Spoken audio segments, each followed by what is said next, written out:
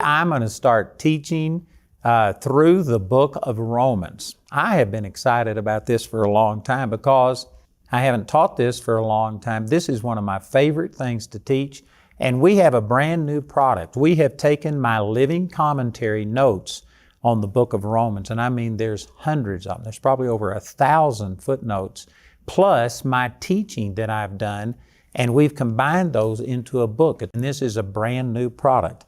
Matter of fact, it's so brand new, we don't have it at this time. I'm making these programs like 3 months before you see them aired.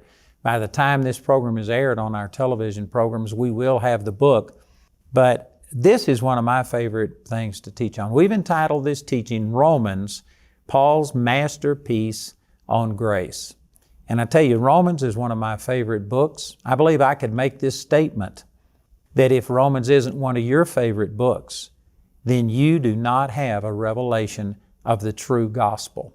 Now that needs a lot of explanation, and I'm going to be talking about this, but I tell you, this is a powerful, powerful book. I'm not going to be teaching exactly verse by verse through the book of Romans because that would just be, it would stretch for 6 months. I'm going to be going through and summarizing, but I'm going to be taking a lot of the book of Romans. I would say the majority of it we'll be reading and talking about, and I tell you, this is powerful. When I first got really turned on to the Lord in 1968, when I had this encounter with the Lord, it was during that same summer of 1968 that I was at a meeting, and I heard a man say that if you could understand the first 8 or 9 chapters of the book of Romans, it would cause you to be a mature Christian. And I remember that stuck out to me. And so I started studying this, seriously studying the book of Romans in 1968. And I would venture to say it was at least 10 years or maybe 15 years before I felt like I got a revelation of it.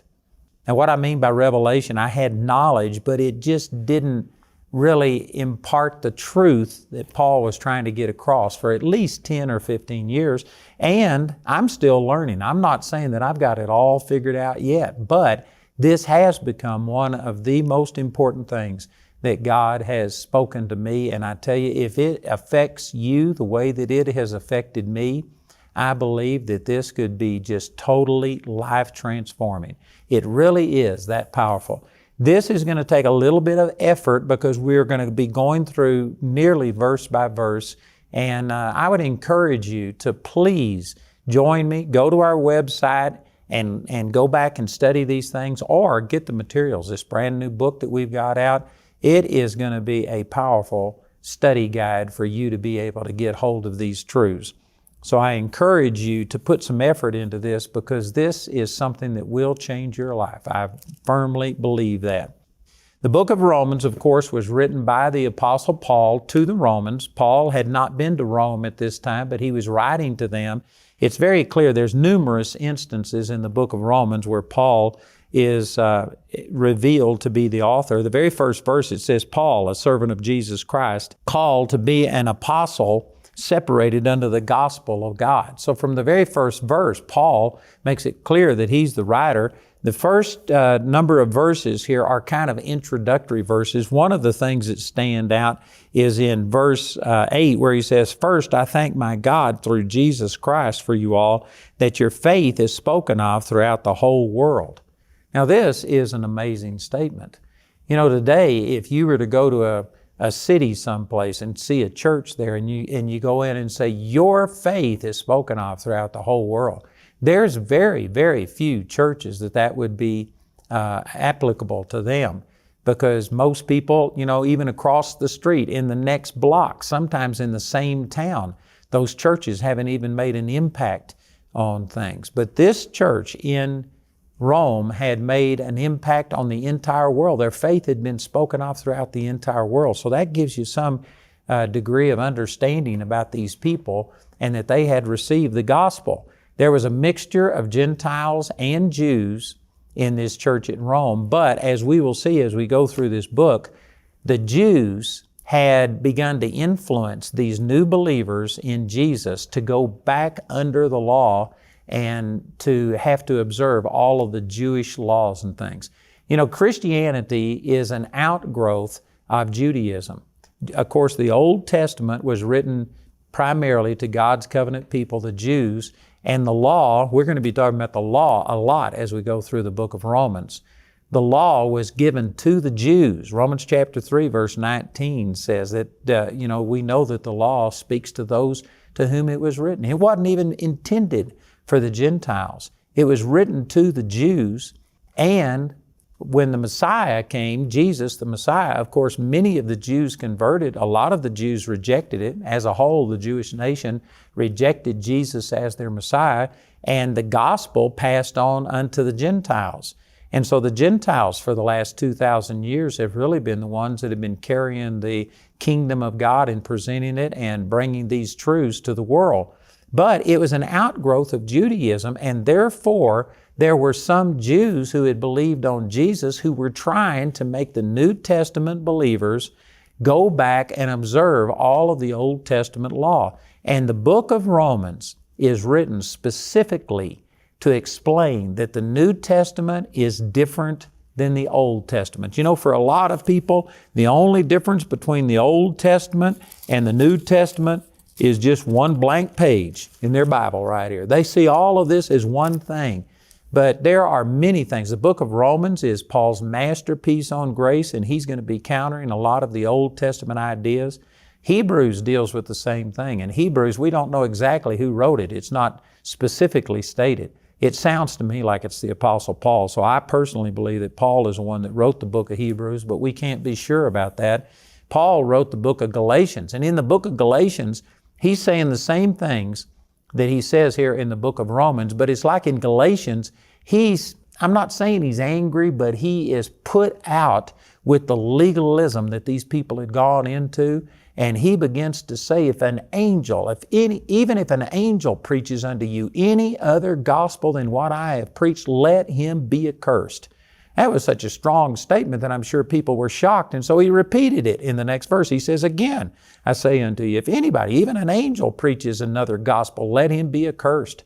And then in Galatians chapter 3, he says, you foolish Galatians. One of the translations says, you stupid idiots, how could you be deceived like this? How could you start in grace and ever go back to the law? So the book of Galatians is covering some of the same things, but it's got an edge on it. It's in your face, but it is making some of these same things. But the book of Romans is just a scholarly, step-by-step expose on the difference between the new covenant grace and the old covenant law. And so I'll be saying these things many different times. Paul just said some of the same things over and over and over. But as I've said during this introduction, I believe that Romans is like Paul's masterpiece. It's like this isn't said with the same edge that it was said in the book of Galatians. This is just a scholarly explanation of the New Testament grace that we're under, and therefore the new covenant that it brought in, a brand new way of God dealing with us through mercy and grace instead of law based on our performance. And I promise you that the things that are written right here, they apply to us just as much today as they did back during the time that Paul wrote it. I think that in Paul's day, they were probably even more religious and bound by religious tradition than we are today. But I can guarantee you, it's not like we are totally free in this area. I believe that the majority of people who have come to the Lord and then gone to church have gotten involved in religion, and they have a lot of these performance-based mentalities that keeps us from receiving from God, and it causes a lot of guilt and condemnation. We aren't walking in the liberty and the freedom that God intended us to because of a lot of wrong teaching that the book of Romans is going to specifically deal with. So again, the first few verses of Romans chapter 1 are kind of introductory. Let me go and start reading at verse 13.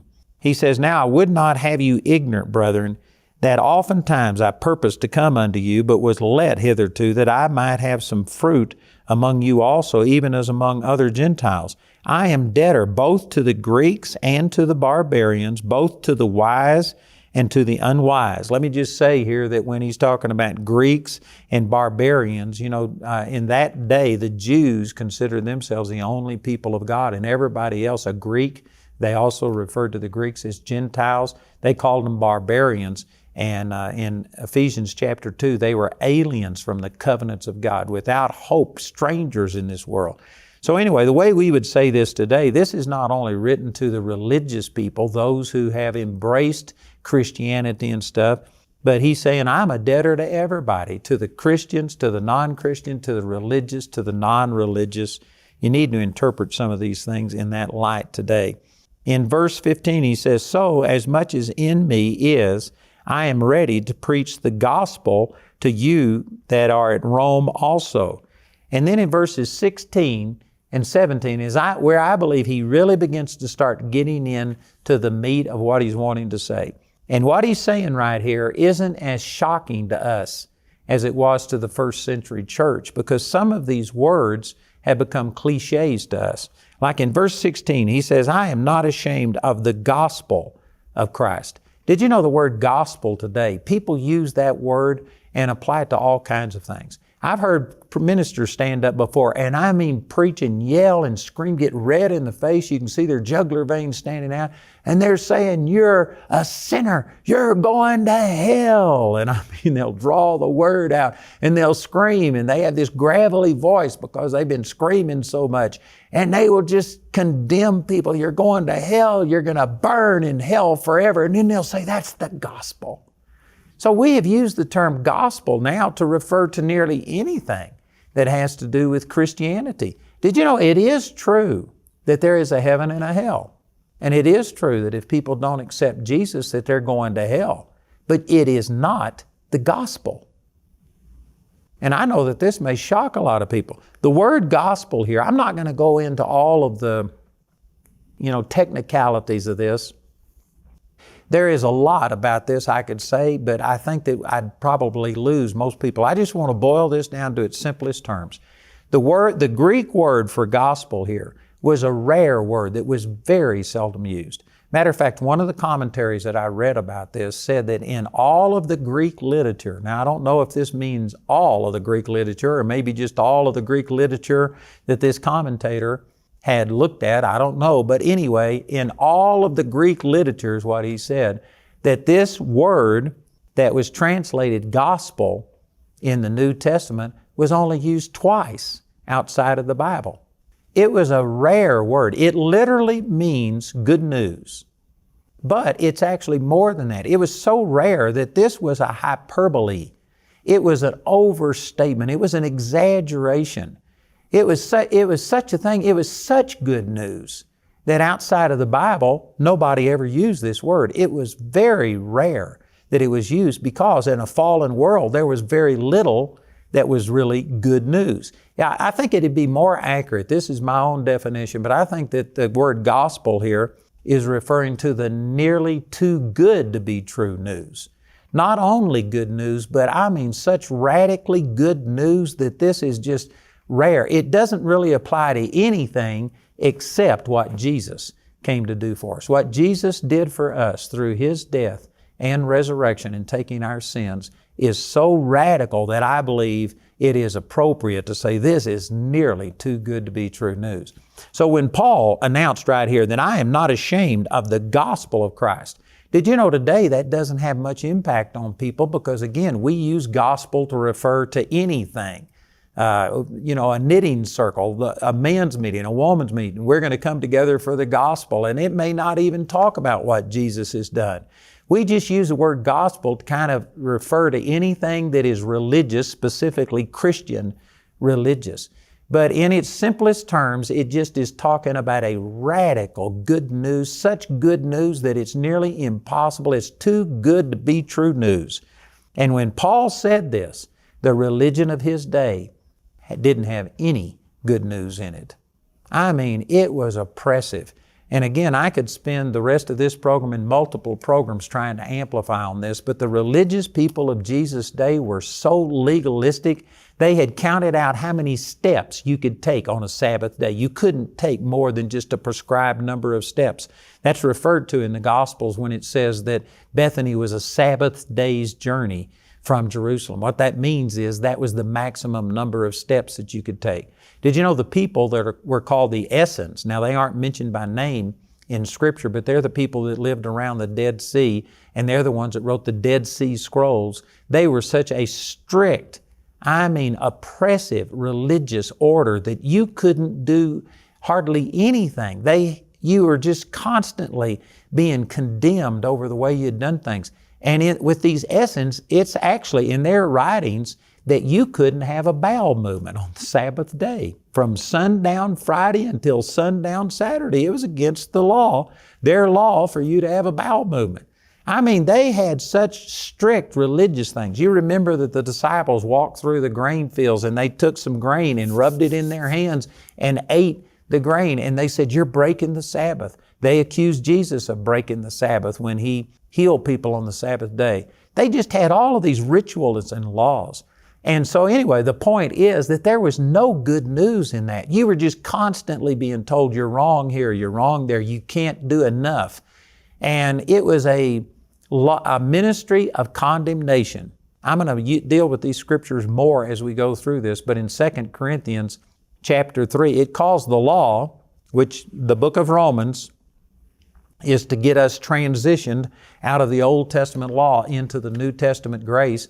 And 2 Corinthians chapter 3, verse 7, I believe it is, calls the law a ministration of death. Verse 9 calls it a ministration of condemnation. And it was just condemnation, guilt. It was constantly pointing out you're wrong. So in the religious system of Paul's day, there was very little, if any, good news. It was oppressive. And for Paul to come along and say, I'm not ashamed of the gospel, that word wasn't common to them. He was saying, I'm not ashamed of the nearly too good to be true news that Jesus paid everything and it's not based on my performance anymore. I tell you, when Paul said this was radical. Would to God, I've thought about this and I wish that I had some word to describe what Jesus did that was as radical as the word gospel was in His day. And if I could use that word to somehow or another distinguish what Jesus did from what the word gospel has come to mean by connotation today, I think it'd be beneficial. I just can't think of a better word than this. But the word gospel, as he used it, was so radical that the religious people of his day were offended at this because it was talking about good news, that you're forgiven, that you're cleansed because of what Jesus did, and it's not based on your performance. Boy, that was offensive to the Jews of his day. So remember all of that when he says in verse 16, I am not ashamed of the gospel, the nearly too good to be true news of Christ. For it, talking about the gospel, is the power of God unto salvation to everyone that believeth, to the Jew first, and also to the Greek. Here's another word that needs to be explained, is the word salvation. Because today the word salvation has been cheapened from what it originally meant to be.